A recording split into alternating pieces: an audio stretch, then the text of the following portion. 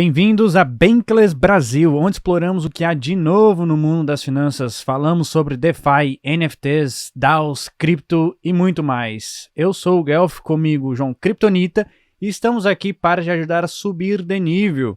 Hoje temos um convidado muito especial, inclusive vou passar até essa bola para o João Kryptonita apresentar. Ele vai ajudar a gente a subir de nível. Fala aí, João Kryptonita. Boa, Guelph. Fala aí, pessoal. Cara, hoje a gente trouxe aqui o Naka, Nax, Lucas, chamem como bem quiser, depois a gente até falar. Eu confesso que nem eu sei como chamar eles às vezes, mas o Naka, pô, ele é trader, ele também produz conteúdo aí sobre mercado, sobre criptomoedas e tá bastante envolvido aí nesse meio cripto e vai trazer uma visão um pouco diferente do que a gente costuma trazer aqui até o momento, uma visão mais voltada para dados on-chain, cenário macro, e eu tenho certeza que vai conseguir engrandecer bastante o podcast de hoje. Mas, pô, Naka, seja muito bem-vindo, meu caro. Pô, galera, muito obrigado aí por me receber, Guelph, João aí, toda a nação Bankless aí. É um prazerzão estar aqui dividindo um pouco do conhecimento que a gente vai agregando. E vamos subindo de nível junto, né, cara? É isso aí. Se você é uma pessoa que segue a Bankless Brasil, recebe no seu inbox a nossa newsletter, deve ter deparado aí com uma análise recente feita sobre o Bitcoin e também sobre o Ethereum.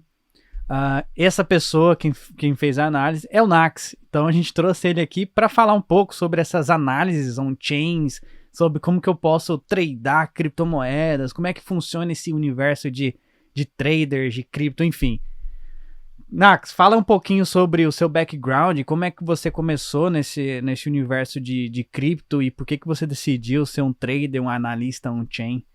Boa. Cara, essa história é engraçada, né? Eu tô tentando convencer o Kryptonita a sair do direito também. Vamos ver se eu consigo.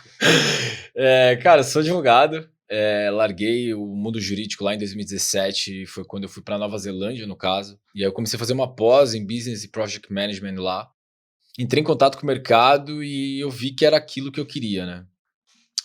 Cheguei a falir 2 vezes nesse período, até conseguir uma consistência boa. Então, cara, fiquei na merda durante um tempo aí.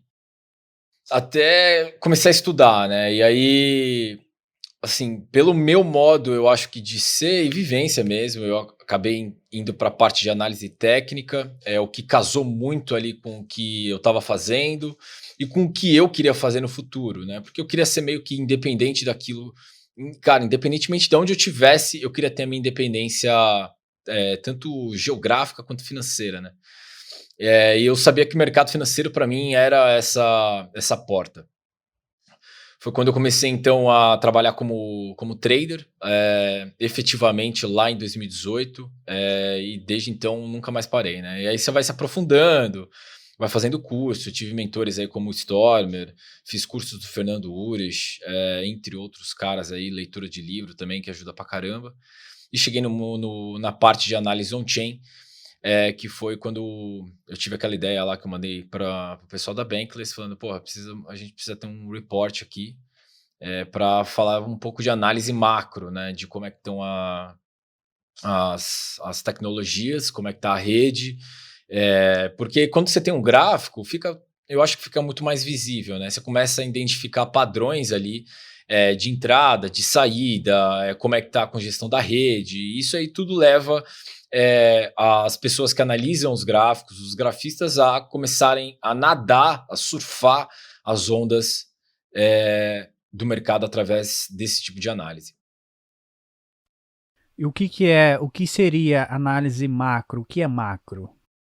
Cara, análise macro a gente pode pegar em diferentes pontos, né? Tem tanto a análise de macroeconomia, então daquilo que que o mundo afeta as criptos, e tem análise macro de cripto, que é como a rede tá, né? Por exemplo, na minha visão, assim, independentemente, cara, do que os outros falam, o hype que pode estar no momento, cara, o pandemônio que está estourando lá fora. Se a rede não tá falando para mim aquilo, não tem por que eu acreditar em uma euforia, em um medo degenerado do mercado, entendeu? Então, essas situações macros que eu falo sobre análise de rede, principalmente porque a gente vive aqui, né, que é cripto, Cara, elas determinam muito, muito, muito a importância da onde que o smart money está entrando, né? Que é onde que eu acho que a grande maioria das pessoas querem entrar, que é ser inteligente e entrar quando está baixo e está barato. Boa, Naka. E conta pra gente o que seriam então dados on-chain, como que a gente pode utilizar disso para fazer aí nossas escolhas de criptos e como que a gente pode até mesmo estudar, analisar sobre isso, né? O que seria esse mercado, esse mundo de dados on-chain, cara? Cara, análise on-chain, então, basicamente são indicadores que são extraídos são informações extraídas da rede, né? Aí a gente tem as principais hoje, Ethereum, Bitcoin, a gente tem também, consegue extrair hoje da Polygon, entre outras aí que possuem blockchains, eu acho que um pouco mais maduras, né? Então, blockchains que são mais maduras, elas tendem a disponibilizar esse tipo de dado. Então, são dados como número de transação, a quantidade de hash minerado ali, dependendo no caso do Bitcoin, né? Não até setembro aí no caso do Ethereum.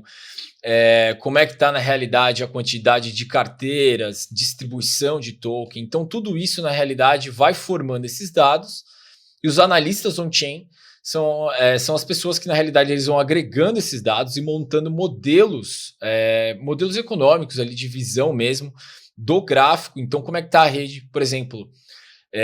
Cara, você pode até criar dados on-chain. Então, se você cruzar informações diferentes, você chega em modelos diferentes. E esses modelos muitas vezes casam como a rede está se comportando, né? Então, por exemplo, no caso do Bitcoin, a gente tem aí os próprios dados do blockchain disponibilizados, né? Então, o número de carteiras, quanto que está de taxa, quanto que está sendo cobrado e tal. Além disso, a gente tem modelos econômicos baseados em indicadores on-chain, que a gente tem, por exemplo, o site do Look into Bitcoin, que você tem uma porrada de modelos diferentes que estabelecem pontos de máxima, fundos de mínima, como é que está a rede, como é que se comportam os mineradores, dependendo como é que está, sei lá, o preço na mínima dos preços, como é que eles se comportam? Como é que a grande parte do varejo se comporta quando a gente está, por exemplo, em máximas de preço? Você consegue quantificar o sentimento do mercado e verificar os melhores momentos de entrada e saída. Qual é a vantagem de olhar para dados on-chain comparado com o mundo real? Por exemplo, se eu estiver fazendo uma análise em uma ação, stocks, qual é a vantagem, qual é a diferença? Cara, porque assim, olha, aí eu até acho que até vai ser complicado agora, porque, ó, Fez pessoal, uma antes boa de mais pergunta, nada, Gaf. Boa não, pergunta foi essa uma aí. boa pergunta, porque assim, cara, ó, antes de mais nada, tá, pessoal? Eu sou um maximalista legal, eu não sou tóxico. Antes de mais nada, vamos esclarecer isso. Assim, porque eu, pelo menos, parto do princípio que, cara, todo mundo mente, né? Todos mentem. Um dos maiores e melhores casos para a gente falar, por exemplo, do mercado tradicional, né, que o Guelph comentou aí, foi o caso da IRBR, que foi uma ação, uma empresa aí que mentiu, cara, a rodo, até descobriram um rombo lá de corrupção, e entre outras coisas, a empresa, cara, tancou e foi pra merda. Quando você usa dados on-chain, então, dados que são extraídos da rede, é a rede que está te falando. Não é um manuzinho ali que está atrás do teclado digitando aquele negócio, saca? Então, se a rede te falando, são dados do próprio sistema que são extraídos. Então, eles são confiáveis. Não tem um viés. Não sou eu, Nakata, que está chegando lá e falando assim, olha, galera, vamos comprar a Shiba. Não, galera, não comprem Shiba. Mas, assim, sabe? Esse tipo de coisa. Não sou eu que tô lá falando, olha, galera, então, tá tendo uma puta movimentação aqui, isso aqui vai explodir. Não, é a rede que tá determinando e você pode confiar em um negócio que não tem um viés, entendeu? Até então, porque o blockchain ele é público e transparente, qualquer pessoa mesmo pode verificar. Ô Nax, e quais são as ferramentas que você usa hoje para extrair esses dados? É algo específico? Qualquer pessoa que não tem muito conhecimento consegue ter acesso a essas informações, a esses dados? Cara, eu acho que sim. Primeiro que eu recomendo alguns sites. Se o cara quiser, então, vai começar a entender indicadores on-chain, vai ser necessário aprender inglês. O próprio site da Glassnode, ele tem a Glassnode Insights, que são os reports deles que eles mandam, é muito bom. Tem a Blockware Solutions também, que é muito boa. Então, são sites assim que eles não vão te dar de mão beijada, mas ele é o mínimo senso que você consegue entender como é que funciona aquele indicador.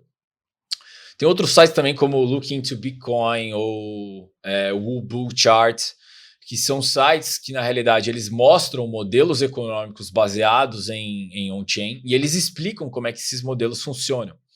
Né? Então, cruzamento de determinado tipo de média, que essa média ela representa os compradores, essa média representa os vendedores e por aí vai. Né? Então, você consegue entender aí como é que funciona a dinâmica. Agora, para aplicar os modelos econômicos, eu acho que precisaria sim, por exemplo, ter uma base técnica no mínimo. Né? Então, por exemplo, se a gente for falar sobre múltiplo de Mayer, que é uma teoria, né, que na realidade tem a média de 200 dias e tal. Se o preço está abaixo da média, você tem um desconto. Se o preço está acima, ele está super valorizado. O múltiplo de Mayer em específico, por exemplo, ele não é o conceito por trás não é difícil. Agora, a aplicação do modelo para você entender quando ele está barato precisa ter uma base técnica. Então depende muito do tipo de modelo que você for usar, entendeu? Eu acho que assim, o principal é você ler relatório pra caramba. No começo não vai fazer sentido, faz parte. Mas com o passar do tempo, você vai começar a entender o porquê que aquele indicador fala aquilo e aonde que vai ter o determinado resultado, entendeu?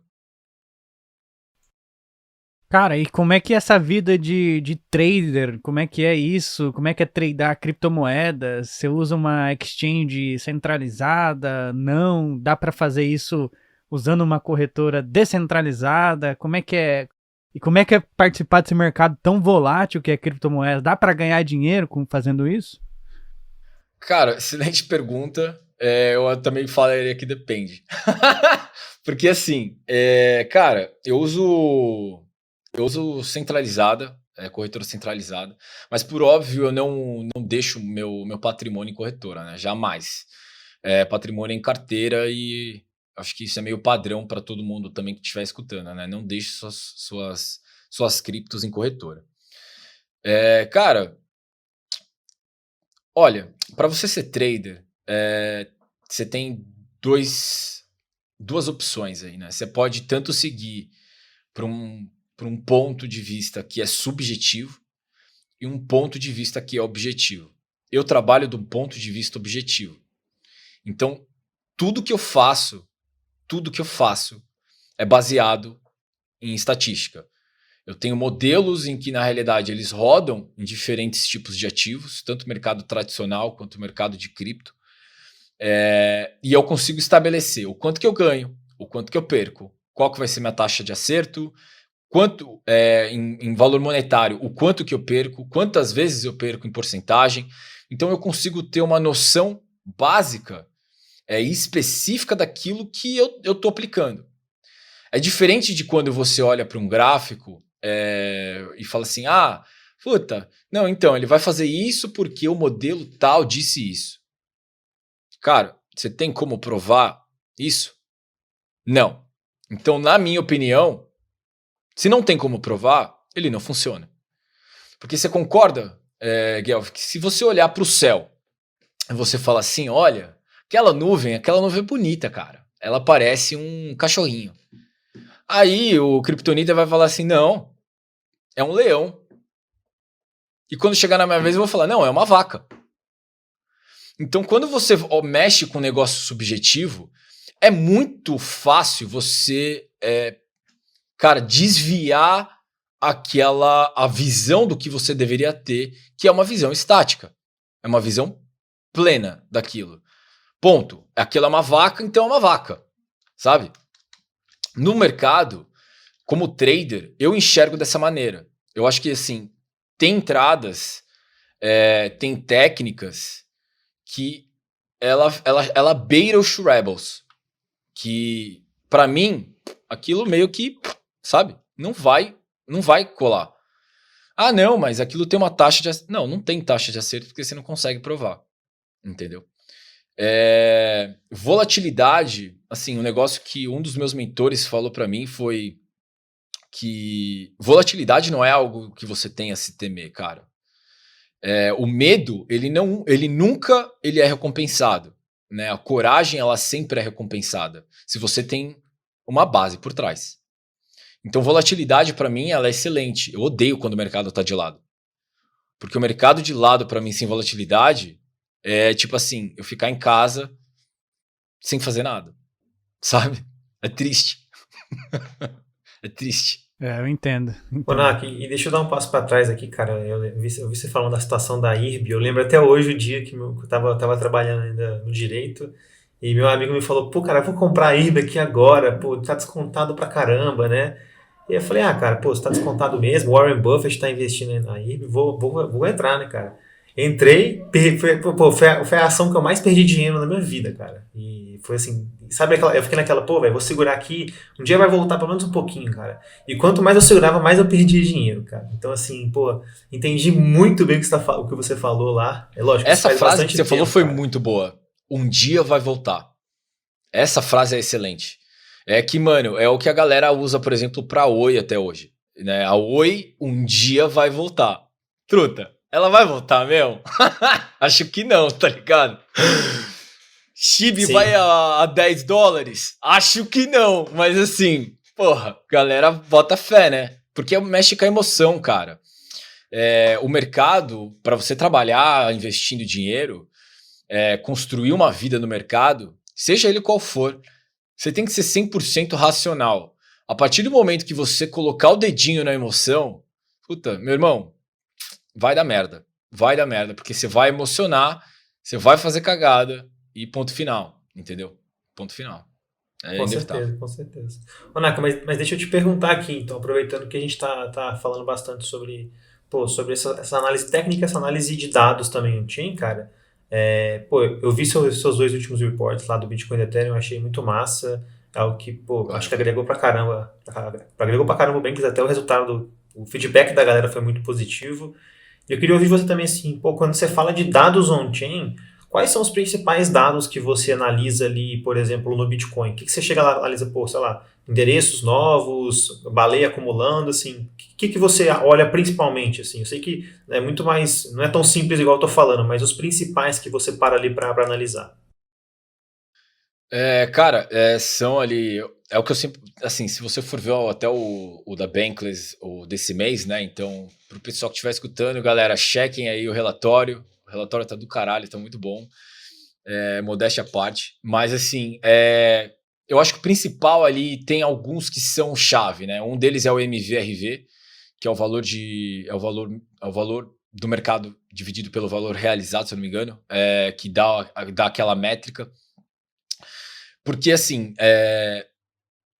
o principal é a gente entender como que os grandes players estão se movimentando. Né? Não é a gente que forma o mercado. A gente não faz nada. A gente não mexe nem um pauzinho no gráfico. Então, a gente tem que ver, na realidade, e entender como é que os grandes players estão se movendo, como é que eles estão pensando, para a gente pensar igual. Então, por exemplo, movimentação de carteira, ela não é tão relevante, por exemplo, se a carteira passa de 10 BTCs. A movimentação mais relevante é para os camarõezinhos, porque você começa a ver, na realidade, como é que está a aceitação do Bitcoin perante os menores. Então, a gente viu, por exemplo, que teve uma crescente muito grande, entendeu? É mais gente entrando na rede. Por exemplo, se a gente for falar no caso do Ethereum, né? Então, no caso do Ethereum, para mim, uma das coisas mais importantes que tem para se ver é a dominância do Ethereum. Porque a dominância do Ethereum, ela está intrinsecamente ligada com a dominância do BTC. Porque a dominância em si nada mais é do que uma transferência de fluxo, de volume, onde o dinheiro passa de uma para outra. Né? Então, por exemplo, no Ethereum é dominância para mim. O múltiplo de Mayer, ele funciona melhor para mim no Ethereum do que no Bitcoin. Mas, cara, cravados assim, olha, 3 que não poderia faltar para você ver, eu acho que independentemente do projeto, MVRV, ele é necessário, ele é muito necessário. Outro que eu veria também seria o Hodl's Ratio, que é a curvatura é a diferença entre onde os investidores de longo prazo, então de 2 anos para cima, estão olhando, versus os investidores que entraram há menos de uma semana ou há mais de uma semana. Então você vê na realidade a discrepância de pensamento do cara que é o novo cara que entrou no mercado e o cara que já se ferrou no mercado, sabe? Esse também é outro muito legal. E por último, eu colocaria o Reserve Risk, ou a escala logarítmica de crescente da tendência, porque esses dois, na realidade, eles mostram o quão assimétrico está a curva, né? E eu acho que toda a base de fundamento de investimento é você receber um ganho assimétrico, né? É você colocar 20 para receber 80. Então, são esses movimentos onde que a gente vê que tem uma discrepância de rede que é interessante a gente colocar dinheiro, sabe? Se ele tem fundamentos sólidos, se o projeto ele é bom, perfeito, bate. Aonde que está a discrepância? Tá aí. Pô, então perfeito, vamos utilizar, entendeu? E é legal ouvir você, Naka, porque, ainda mais essa última fala que você falou, porque assim, eu não sou trader, não mexo com isso no meu dia a dia. Então, assim, cara, eu ouvindo você falar, eu acho que deixa muito em evidência algo que a gente preza muito aqui no Bankless, né, cara? Que é assim, não adianta você chegar lá no mercado de cripto, no mercado de ação, qualquer mercado a gente você vai ganhar dinheiro do dia pra noite, cara. Igual o Naka falou, pô, você abre um gráfico aí do dia pra noite, vai subir agora, vai cair, é uma aposta. Você não está fazendo nada, você não vai ganhar dinheiro, você vai perder dinheiro muito provavelmente. E o que você falou, eu acho que reflete muito isso, cara, porque, pô, você falou, você já fez curso com os caras muito renomados do mercado, tanto no mercado de trade quanto no mercado de cripto também. E, pô, não é só abrir o gráfico num dia e falar, pô, hoje eu vou ganhar R$ 1.000, cara. Você tem que estudar, você tem que aprender indicadores, você tem que aprender uma série de coisas, porque se você chegar amanhã, do dia para noite, achando que você vai investir 1.000 e tirar 10.000, cara, muito provavelmente que você vai ver esses 1.000 virar pó. Muito provavelmente, né? Com certeza, cara. Com certeza. Existe uma grande diferença entre ser trader, tradar o mercado e cassino. Muitas pessoas querem ficar ricas da noite pro dia, acham que comprando $1.000 em Shiba, esperar, vai explodir, vai subir 1.000%, que não sei quem, fulano de tal, falou que vai subir. Eu não sei se é bem por aí. Isso não é trader, isso aí é uma especulação total. Isso aí é jogar o cassino, é jogar a roleta do cassino. É flipar a moedinha, né, cara? Flipar a moedinha e gritar amém. Exatamente. E tem gente que ganha uma vez e acha que é um gênio que sempre vai dar certo e acaba muitas vezes perdendo depois. Eu queria saber de você, assim, o que você diria para alguém que não é trader, não conhece ainda e tem um dinheiro, tá coçando para começar, para fazer isso, para investir, tradear ali na corretora. O que você diria para essas pessoas antes de começar a entrar nesse mundo de especular com dinheiro? Olha, cara, você falando isso, eu vou até contar uma história aqui, que é a minha história. Lá em 2018, 2017, quando eu comecei a entrar nesse mundo, eu tinha 35 mil na época só. E aí, eu fui perdendo esses 35 mil, porque eu fui só comprando topo 2018 inteiro, cara. Quando a gente teve o primeiro crash do Bitcoin, que a gente caiu dos 6 mil para os 3 mil e pouco na primeira vez, eu tava quase na merda já, assim. Desses 35 mil, eu tava acho que com 1.000 e pouco. Na época eu operava pelo BitMEX, e aí eu abri uma, assim, pô, o que é um peido para quem tá cagado, né? E aí eu peguei e abri uma operação alavancadaça no BitMEX, na venda e teve o crash. E eu voltei para mais de 35 mil com R$1.000. Cara, exatamente o que você falou sobre se achar um gênio, tava eu nesse momento. Eu voltei da praia e minha conta tinha explodido. E eu falei assim, caralho, eu sou um novo Buffett da vida. Saca? Eu descobri a fórmula de ficar rico. Cara, sem zoeira, deu 2 meses e meio. Eu perdi tudo de novo. E eu voltei pra R$1.000, cara.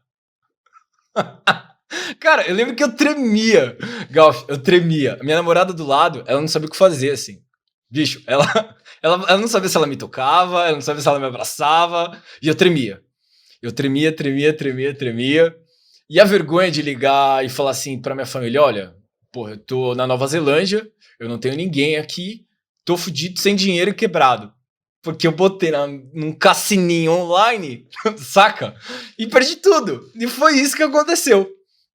Então, assim, cara, se você tá entrando num mundo onde você não conhece nada, simplesmente não entra. Não faça que nem eu fiz. Porque quando eu comecei, eu achei que eu era o trader. Porque eu tinha visto uns caras no YouTube, falei assim, eu vou aplicar a técnica do cara. Não, meu querido, não vai dar certo. Então, assim, você quer realmente aprender a operar? Primeira coisa que você tem que colocar na sua cabeça, antes de estudar, você vai perder dinheiro. Ponto. É a primeira regra. Você vai perder dinheiro, não interessa com quem você estude. Você pode estudar com o cara mais pica do mundo. Você vai perder dinheiro. Vai perder, porque faz parte. Faz parte você perder dinheiro. Agora sim, você vai pegar e antes de colocar dinheiro, você vai estudar. Porque o estudar vai te dar uma base. O não estudar vai te doer. Vai doer muito isso. Você sente dor física, cara. Você perder a sua grana de quesito de falir, você sente dor física. Mesmo. Então, assim, cara, tem assim, excelentes pessoas que você pode começar a estudar se você for para esse mercado. Tem o Stormer, que foi meu professor. Foi o Uresh, que não vai falar sobre trading, mas ele vai falar sobre os fundamentos da tecnologia. Até fazendo um merchan meu próprio mesmo. Tem eu, cara, que tem a gente vai fazer, inclusive, uma ideia super legal aí para os próximos meses, de criar uma comunidade para trading mesmo. Então, focado em mentoria específica, sabe? Para acompanhar o cara dentro do progresso dele. Então, assim, antes de mais nada, estude.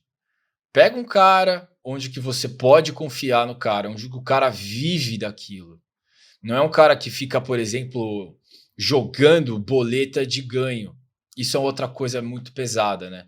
Porque quando você vai falar sobre trader, né, sobre trading, aprender a tradar, aprender a entrar no mercado, você se deslumbra com um cara que está mostrando para você que o cara está ganhando $10.000, sei lá, $50.000.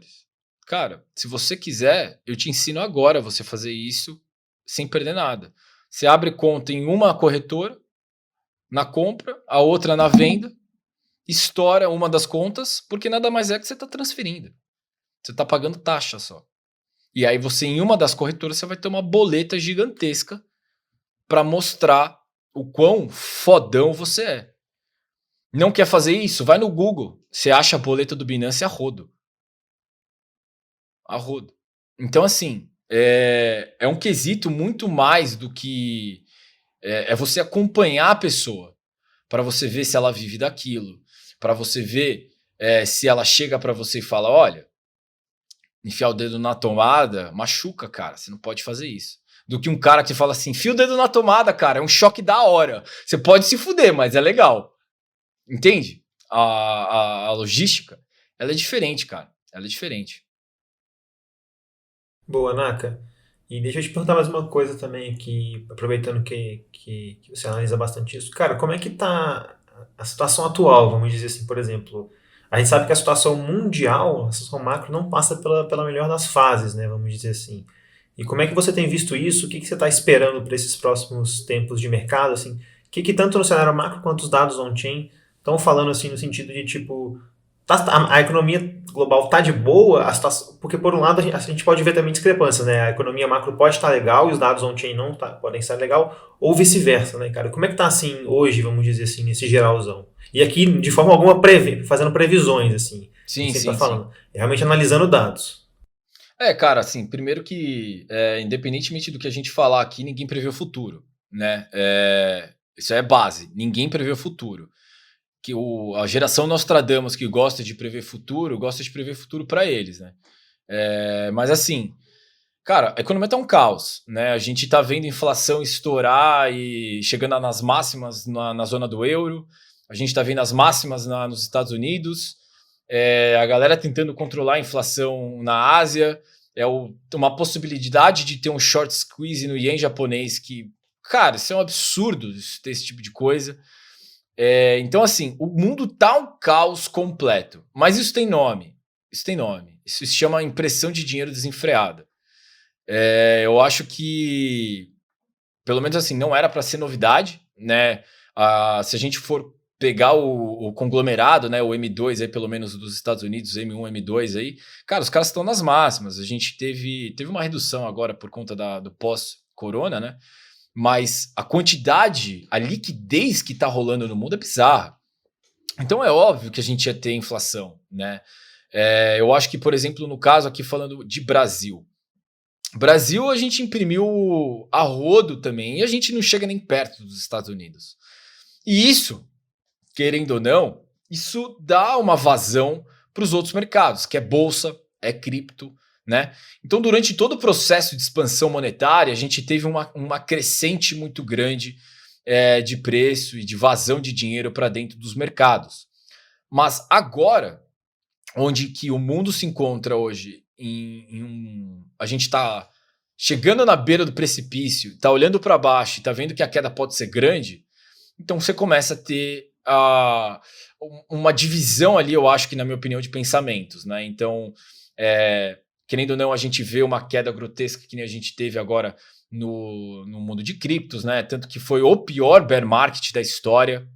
O Ethereum nunca chegou nem a encostar no topo anterior. O Ethereum passou do topo anterior. O Bitcoin ele chegou a tocar no topo anterior. Sabe? Isso nunca aconteceu antes. Com a possibilidade ainda da gente cair mais. Porque, eventualmente, se a gente tiver um rebosteio muito grande na economia, principalmente aí falando efeitos colaterais de políticas monetárias tomadas aí pelos Estados Unidos e pela zona do euro e por outros lugares também, cara, a gente pode ver o Bitcoin caindo e quebrando o suporte da all-time high, né? Então, assim, cara, a situação não tá da hora. Eu acho que até de um ponto de vista... Sim, cara, independentemente do ponto de vista político, tá, pessoal? Eu odeio o governo de forma geral, assim. Tanto esquerda quanto direita, pra mim é tudo a mesma merda, tudo farinha do mesmo saco. É por isso que eu tô na Bankless, galera. Pra ser independente. Mas assim, cara, eu acho que quanto mais políticas populistas e marxistas no quesito de, cara, vamos imprimir dinheiro, vamos distribuir isso a rodo, é mais a galera cavando a cova, né? Então, assim, o pessoal não vê o efeito hoje disso. É um efeito postergado. E o efeito postergado é o pior tipo de efeito que a gente pode ter. Porque vai se acumulando peso em cima até uma hora que a base quebre e todo mundo cai junto, sabe? Que foi no caso, por exemplo, que está acontecendo no Chile. Os caras fizeram uma puta revolução, mudaram tudo para meter um governo zero para o investimento, onde teve atração de investimento, cara, zero, nula. Né? Então agora tá comendo a inflação. Estamos vendo a Argentina. Cara, a Argentina, não sei se vocês chegaram a ver que o preço do Bitcoin na Argentina nunca caiu abaixo de $38 mil. Vocês viram isso? Tava bizarro, cara. Chegou a ver isso? Pra você ver, né? Não tinha visto, mas eu tinha lido em algum lugar que na Argentina o pessoal vive... Argentina e Venezuela vivem muito dos arbitrários, né? Comprando e vendendo, porque tem que trocar a moeda local deles por dólar e não tem dólar suficiente pra todo mundo. Enfim, eu acho que foi bem nesse nível mesmo, cara. E outra, e aí que vem o ataque contra a cripto, né? O Kryptonita falou defeito também na parte de cripto. Cara, hoje na Argentina, se você compra cripto nos últimos 90 dias, você não pode comprar dólar. What the fuck, mano? Que merda é essa? Você não pode comprar, você não pode usar o seu dinheiro. É seu dinheiro, mas você não pode comprar. Você tá de sacanagem, né? Então, assim, cara, olha o momento que a gente tá. É onde que o Estado, ele controla, ele obriga você a perder valor pela sua hora trabalhada. Porra, não tem como, cara. Não tem como. É por isso que criptomoeda, Bitcoin, né, na minha visão aí, não é a única maneira da população ser realmente livre, né? Inclusive, assim, por isso que eu falo que eu sou maximalista legal, né? Eu acho que, por exemplo, cara, tinha que ter uma desestatização pesada, inclusive, de empresa. Por isso que eu acho que o Ethereum tem que ter a necessidade do Ethereum mesmo para ter a criação de projetos independentes, sem ter, tipo, para o livre a livre mudança e o livre carrego do dinheiro que você quer ter, entendeu? Pô, imagina se você tá na Argentina e você investe em cripto, você quer comprar uma empresa em dólar, pô, você não pode. Saca? Tipo, cara, isso é um absurdo, mano. Isso é um absurdo. Concordo plenamente. Com Fico meio reaça. com esse take, assim. Com esse último take do Nax, a gente consegue encerrar o episódio de hoje, assim. Episódio de hoje não, mas a entrevista com o Nax e ele veio aqui justamente para ajudar a gente a subir de nível. Subimos até mais do que esperado, né? Nax, muito obrigado por você ter vindo aqui no Subindo de Nível e dando essa aula aí de macro, de trader, de análise on-chain pra galera, principalmente o pessoal da Bankless. E se você tiver interesse e quiser acompanhar o Nax de perto, o link das redes sociais dele vai estar aqui na descrição. Ele fala lá no Instagram dele, faz live também, tem lá o canalzinho dele. Então a gente vai deixar aqui na descrição. E também não deixe de acessar o artigo que ele postou lá na Bankless, que é análise on-chain do Bitcoin, análise fundamentalista do Bitcoin e análise do Ethereum.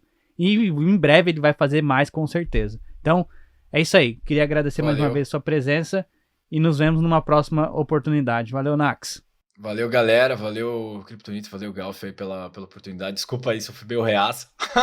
Mas, cara, tamo junto aí, galera. Valeu mesmo. Já pensou em ganhar criptomoedas ao conectar dispositivos com segurança ao seu redor? Nodalcash é um provedor de conectividade para a internet das coisas. Com rede de baixa energia Bluetooth, ele ajuda empresas e cidades a conectar e coletar dados de dispositivos, sensores e tags. Basta baixar o aplicativo em seu iPhone ou Android, iniciá-lo e pronto. Noodle detecta sensores e dispositivos inteligentes e eventualmente se conecta a eles anonimamente. Ao realizar essas tarefas, o aplicativo recebe Noodle Cash, conhecido como Token Noodle. Viu como é fácil? Nenhum hardware extra é necessário. Tudo o que você precisa para começar a receber recompensa está em suas mãos. Gere renda passiva com o seu celular mais Noodle Cash App. Bankless Brasil agradece o apoio. Bem-vindos à segunda parte deste episódio. Confesso que eu não esperava que ia ser essa grande aula que o Nax deu pra gente, né, Kryptonita? E agora a gente vai falar um pouco das notícias que aconteceram essa semana. A gente vai tentar ser mais rápido, mas o que você achou dos intakes aí, dos insights do Nax? Cara, foi muito bom, cara. Eu gostei bastante. Eu sou amigo do Nax aí e, pô, acho que bateu muito bem igual ele falou, a gente tá numa situação que cada semana que a gente vê novos problemas aí, principalmente na América Latina.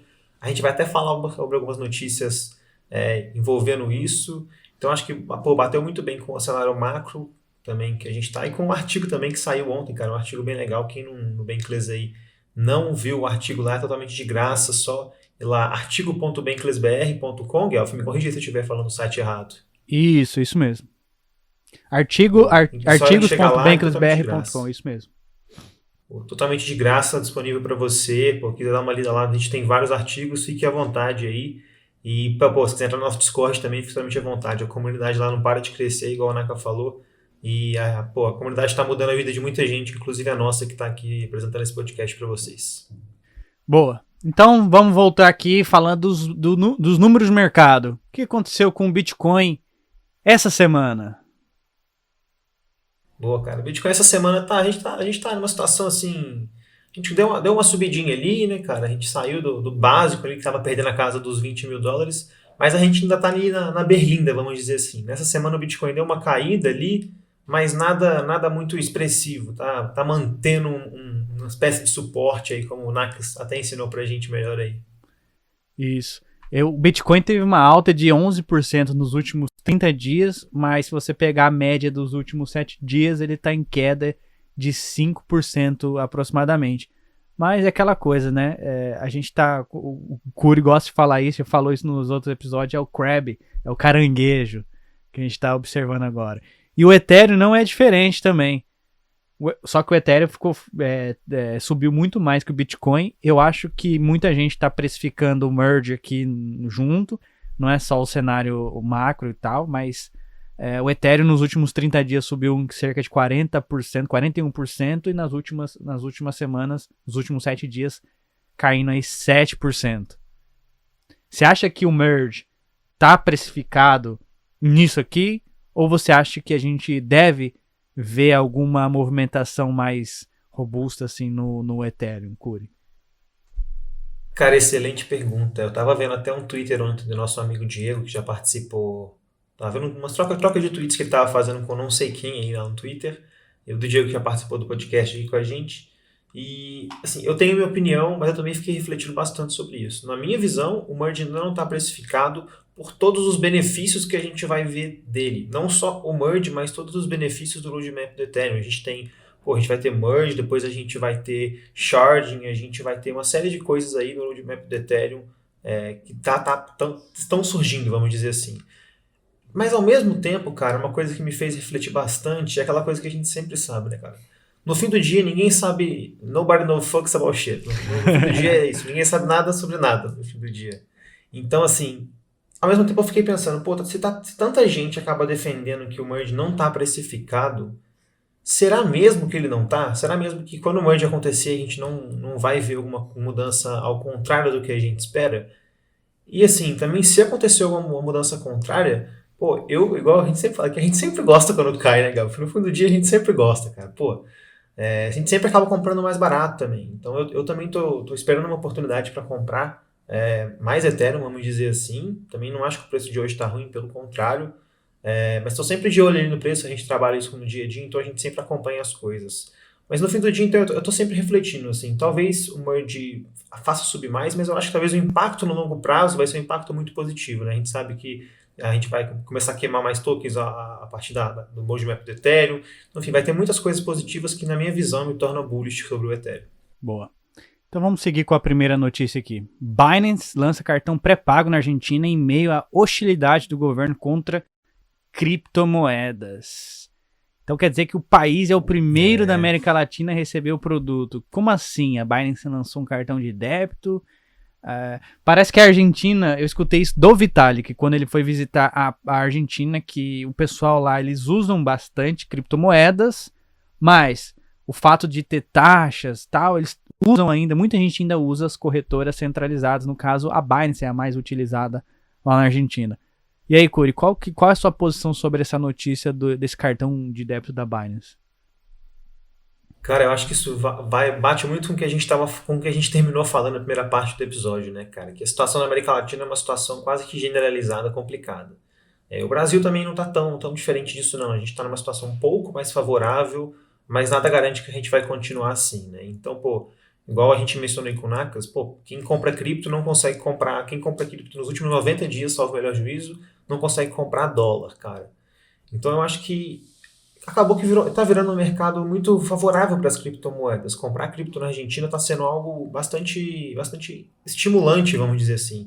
A moeda deles não vale nada, cara. Eu fui para a Argentina no início do ano, cara, juro, tem horas que parece que você vai sair com uma mala de dinheiro na rua para ir jantar, cara. É surreal um negócio desse, né? Surreal. E a gente como turista, lógico, lá dentro você pode pagar com cartão, mas quem é turista mexe mais com dinheiro.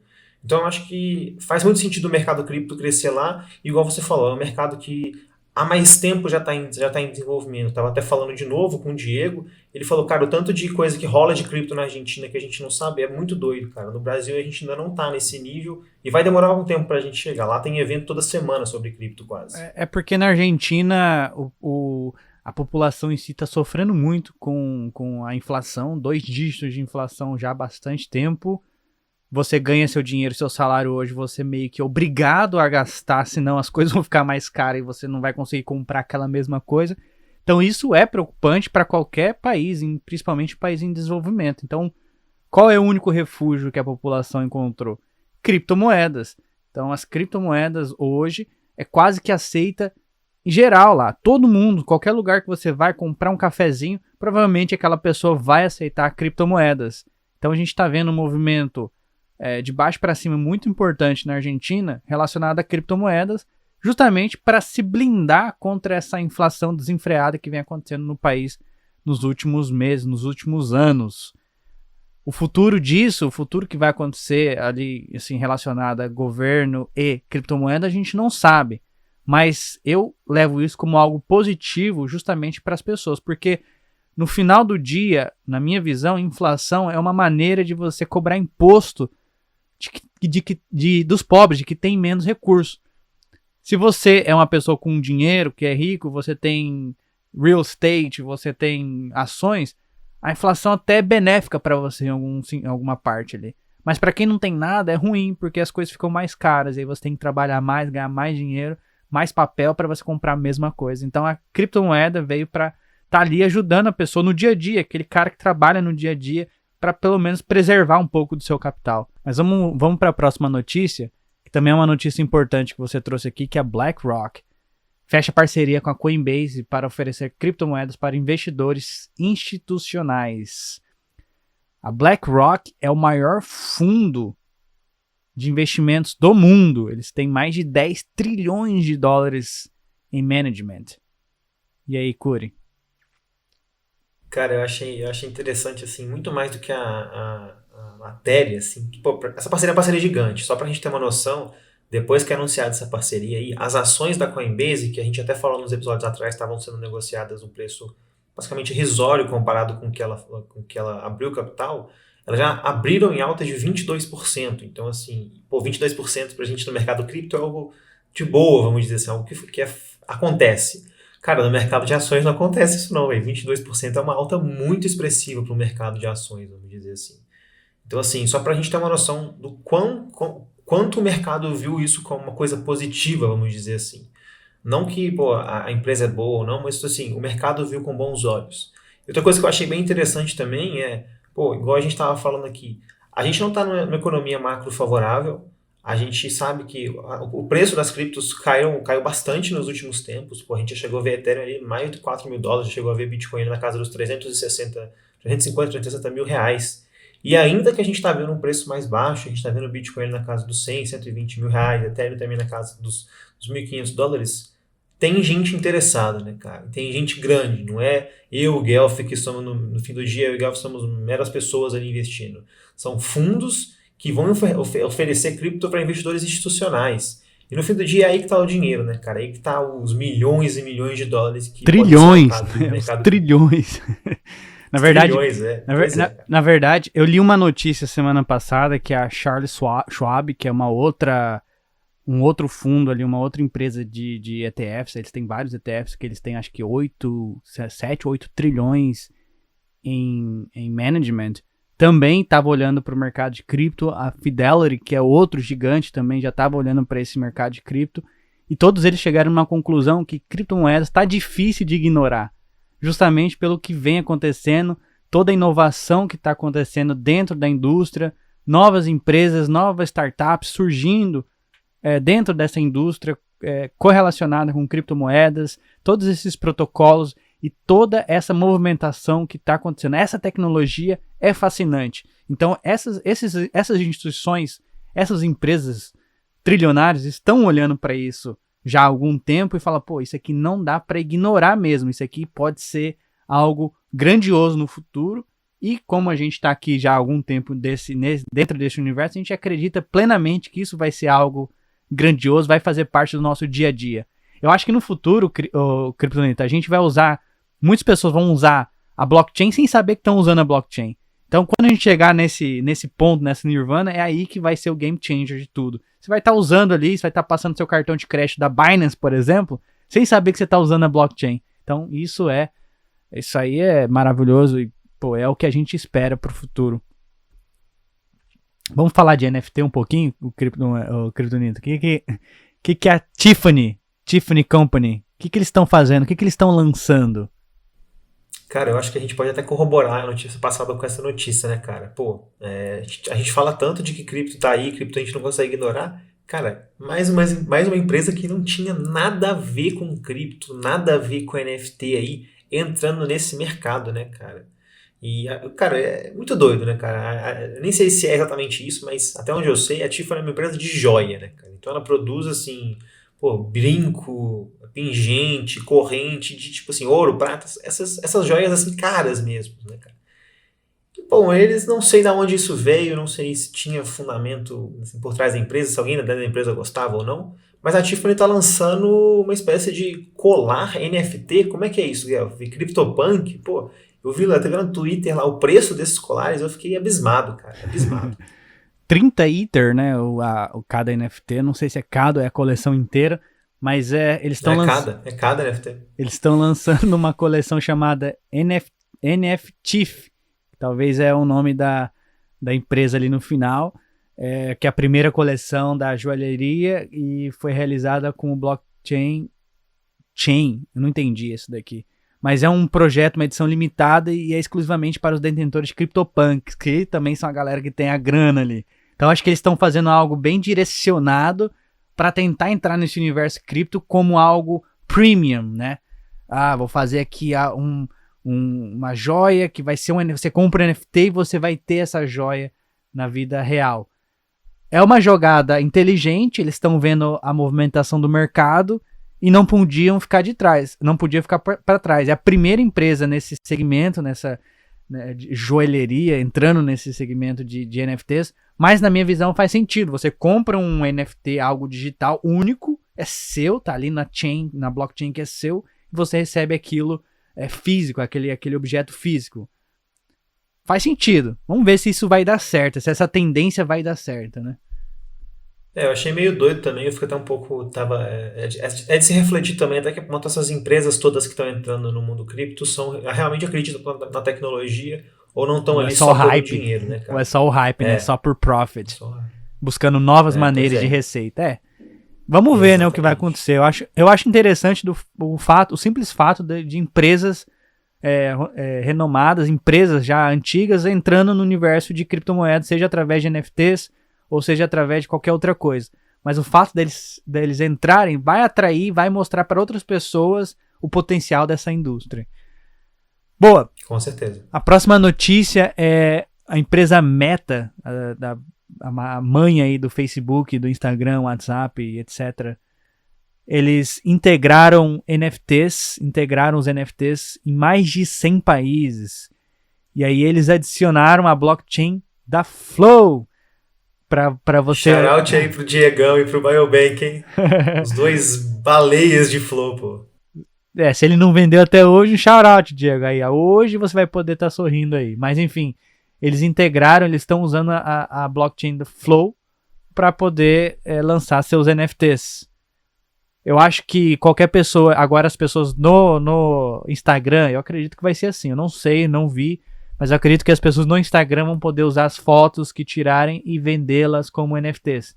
Vai ser mais ou menos por aí, não é? E aquela comissão de 50% que eles falaram no passado, existe isso? É real ou não fala nada sobre isso? Cara, e nem só isso, né, Gaf? Eu acho que a gente tem que levantar uma série de questionamentos, como, por exemplo, assim, o Meta é uma empresa privada, uma empresa centralizada, e, pô, eles estão usando uma blockchain que é pública, como é que vai funcionar isso? Eles vão criar uma segunda camada ali, centralizada, como é que vai ser, né? Porque até onde eu sei, pô, o token Flow é negociado no open market, vamos dizer assim, e é uma blockchain que, inclusive, a gente tem pessoas aqui que conhecem pessoas que têm o token. E, por outro contrário, o Meta estava falando de fazer sua blockchain própria, uma blockchain privada, como é que vai ser essa questão toda? Eu acho que são algumas dúvidas para a gente levantar no geral, assim, né, cara? Mas, de novo, acho que a ideia é mesmo. O importante é a gente pensar que uma empresa gigante, uma das maiores redes sociais que a gente utiliza no dia a dia aí, é uma rede que também está virando os olhos para os NFTs aí, para a cripto, né? E não só isso, cara, eu também estava vendo que a própria empresa Meta teve um prejuízo gigante nesses últimos trimestres aí, exatamente porque o pessoal ainda não entendeu o que é cripto, o pessoal ainda não está com os olhos virados para isso. Então eles também estão investindo muito dinheiro nisso. O que pode ser favorável para a empresa Meta, mas pode ser mais favorável ainda para as pessoas que não sabem o que é isso, de começar a entender, dar o primeiro passo ali e depois dar um segundo passo para a descentralização de verdade, vamos dizer assim. Eu acho que a integração vai ser que vai ser verificável ali no seu perfil do Instagram que aquele é um NFT seu que está na blockchain do Flow. Eu não sei se você vai conseguir transformar suas fotos, eu não tenho certeza disso. Mas a princípio parece que vai ser uma ferramenta semelhante àquela do Twitter, né? Talvez com um tweak ali um pouquinho mais ou menos. Eu só espero que a Meta não use da ignorância das pessoas de não conhecer a fundo essa tecnologia para tirar proveito disso, cobrar comissões absurdas, ou então esconder o fato da pessoa não ter essa habilidade da pessoa usar outras blockchains ou tirar aquele NFT dali, enfim. A gente tem que continuar levando educação para que as pessoas possam escolher aonde querem ter seus NFTs. Se isso faz sentido, beleza. Mas que, né, eu não queria que eles usassem a influência de ter a maior rede social do mundo para isso, saca? Vamos esperar para ver como que vai ser essa aceitação do mercado sobre essa integração do Instagram com a Flow Blockchain. Vamos ver como que vai funcionar isso. E você falando de cada um pode escolher suas redes, né? Cara, tem até uns doidos que utilizam a rede da Solana, né, cara, para usar os NFTs, né? Falando em Solana,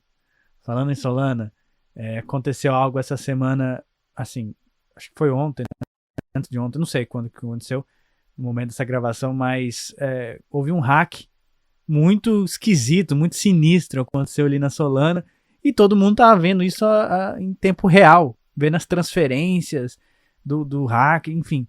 O que aconteceu de fato ali, assim, pra gente tentar ilustrar para os nossos ouvintes o que tá acontecendo, o que aconteceu na Solana, porque acho que é algo que ninguém ainda sabe ao certo o que aconteceu, mas vamos tentar explicar mais ou menos o que a gente viu, que aconteceu e quais são os próximos passos e quais as recomendações que a gente pode dar e falar para as pessoas, assim, dicas, né, de como cuidar das suas criptomoedas. Boa. Então, deixando bem claro, tudo que a gente vai falar aqui foi o que a gente viu nesses últimos dias aí, porque talvez essa é a notícia mais impactante da semana, né, cara? Pelo menos para quem está imerso nesse universo. Então, assim, a gente não sabe até que ponto o que aconteceu foi realmente pelo que a gente vai falar ou foi por outras razões. O Gabriel falou, está tudo sendo analisado ainda. Mas acho que na quarta-feira ou na terça-feira, enfim, agora eu esqueci o dia aqui. Mas a gente viu do dia para noite, no meio do nada, a gente viu relatos de pessoas afirmando que as suas contas, as suas carteiras cripto, Phantom, por exemplo, que é a carteira principal da Solana, estava sendo basicamente drenada do nada. Então, você abria a carteira agora, estava com 2 sols lá, vamos dizer assim, você abria a carteira de novo, os sols tinham sumido. O pessoal não estava sem entender, o pessoal ficou realmente sem entender o que estava acontecendo. Muita gente teve esses fundos roubados ali, acho que foram mais de 7 milhões de dólares. E aí muito se especulou que poderia ser uma possível vulnerabilidade de interação com um protocolo. Então, às vezes, um protocolo de NFT, como, por exemplo, o Magic Eden, ou algum protocolo de DeFi, enfim, tem muita coisa na Solana envolvendo esse ecossistema supostamente descentralizado, vamos dizer assim.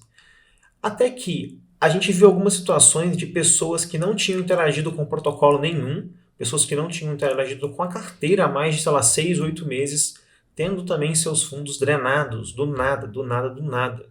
Isso levantou um alerta, né, cara? Eu lembro que, eu fui pro jantar, a hora que eu voltei, tava todo mundo fazendo euforia na Solana no Twitter, e fiquei preocupado, eu não uso Solana, não gosto da blockchain, mas, afeta o ecossistema cripto por inteiro. E eu vi muita gente relatando que poderia ser uma possível vulnerabilidade na hora de criação de seed phrases ali em wallets. Então, por exemplo, o API de criação de seed phrase em algumas, por exemplo, na blockchain do Solana poderia ser centralizado e e esse API ter alguma vulnerabilidade.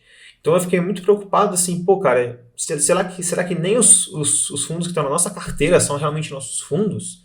Será que, pô, eu posso ter uma grana na MetaMask que pode acontecer a mesma coisa comigo? E aí eu até fiquei preocupado no ponto de peguei a grana que eu tinha em Ethereum em uma das minhas carteiras na MetaMask, enviei para minha Ledger e falei, cara, eu sei que provavelmente com a MetaMask não vai acontecer uma coisa assim, é muito mais robusto, mas falei, cara, se está na minha Ledger, está muito mais seguro. Então, acaba brilhando os olhos até de questões assim, sabe, Guelph? No decorrer dessa notícias, eu li que mais ou menos quase 8 mil carteiras foram esvaziadas e nenhuma carteira hardware wallet, nenhuma Ledger foi afetada.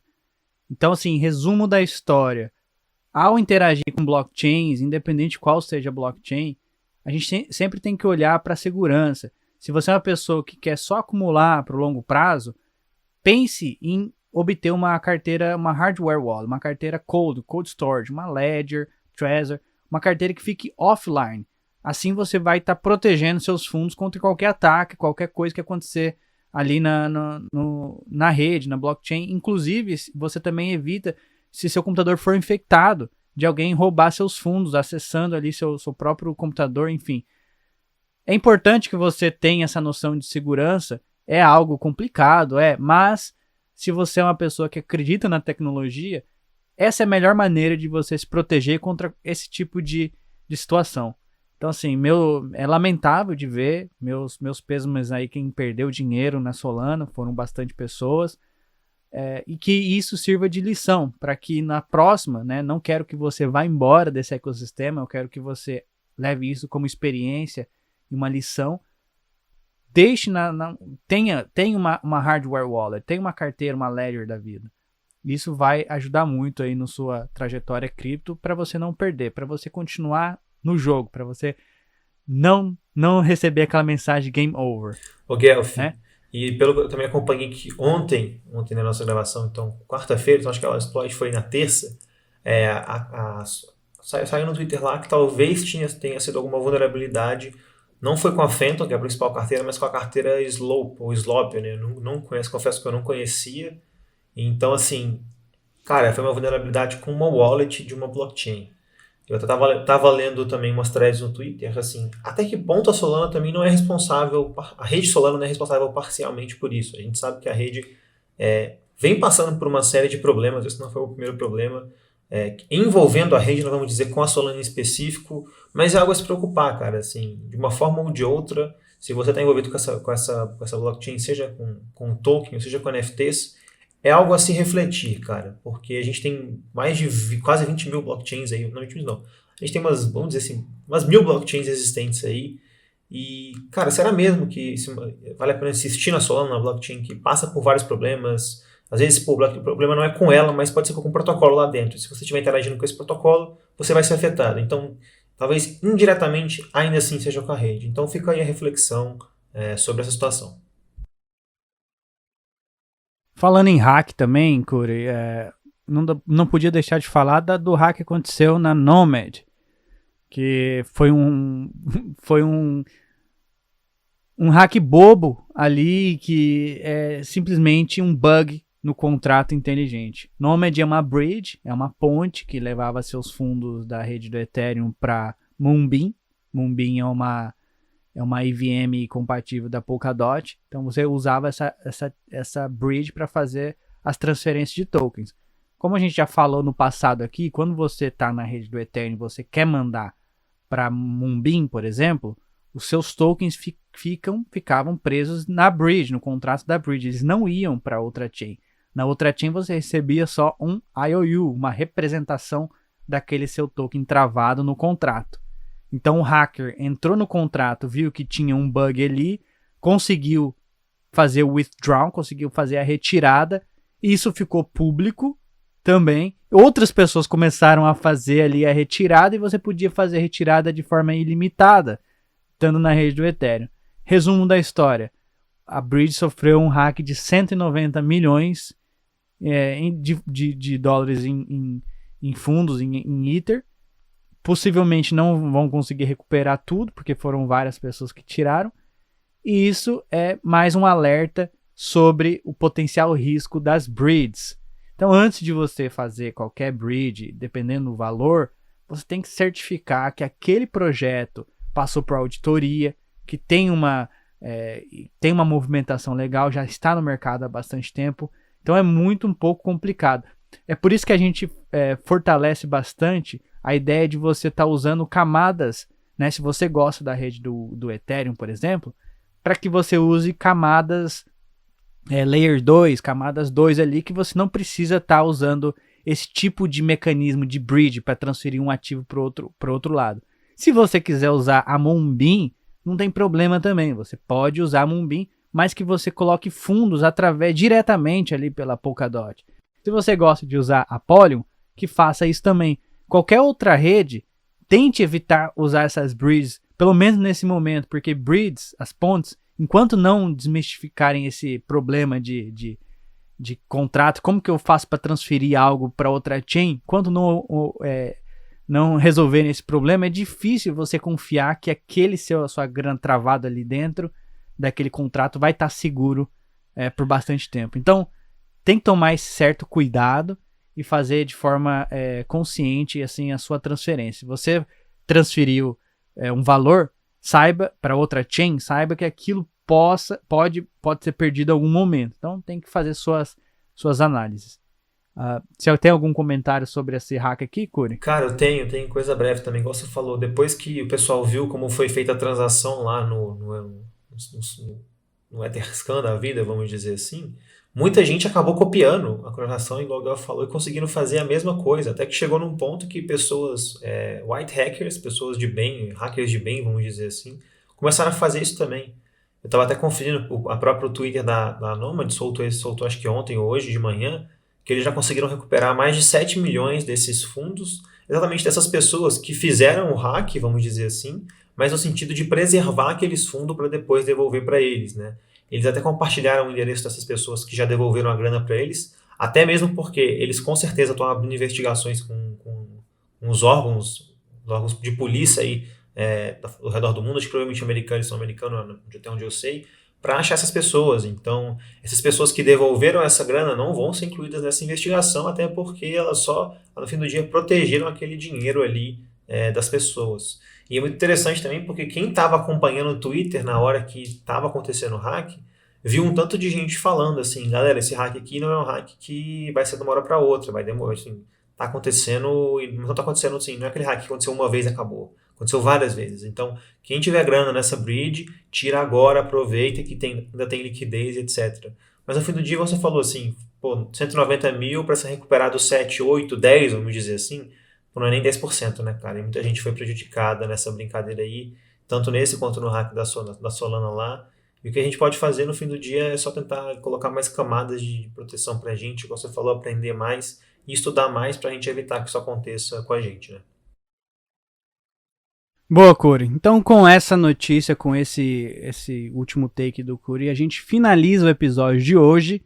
Lembrando que nada falado aqui foi ou é recomendação financeira, fiscal ou recomendação de vida. A gente sempre indica, sempre sugere que vocês façam suas próprias pesquisas. Use a Bankless para fazer parte da sua pesquisa, mas não segue o que a gente fala aqui, tá? Então, lembrando que também estamos a caminho do desconhecido, essa é a fronteira e não é para qualquer um, mas estamos muito felizes que vocês estão conosco nessa jornada. Muito obrigado e até a próxima.